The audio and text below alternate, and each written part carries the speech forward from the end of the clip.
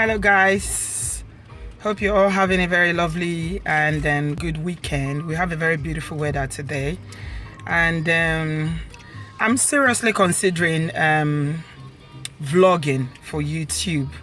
It's not something I've ever considered before or thought about, but there's so many issues that are very prominent among the Nigerian communities in the UK that I really want to talk about or open up the discussion about issues like marriage, why a Nigerian marriage is breaking up, discipline, raising your children in this part of the world, people who struggle with their immigration status, living in this part of the world and having not seen that idea of someday going back to Nigeria. How do you make that transition from having lived there for a while, going back to Nigeria to settle? I mean, it's something I know a lot of Nigerians always have at the bottom of your mind, that someday you're going to go back home. But at the same time, a lot of people have lost money in businesses, and trying to settle one thing or the other, or set up something back home in Nigeria that has failed.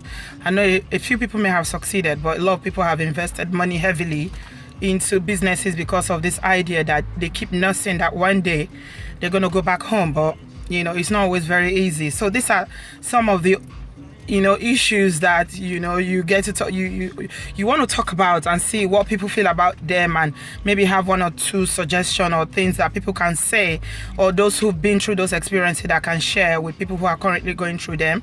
And especially for families here, it's really hard. Anybody who lives here will know how difficult it is, especially raising children, working full time, and just trying to juggle so many things without any support from the kind of support that you have back home with your house helps or your family members, your mother-in-law, and all the network of family around you.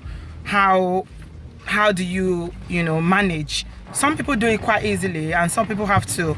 I know a few people who have to, resort to not working because they can't cope. Is really, really hard. Those are some of the issues that really affect Nigerians who live abroad.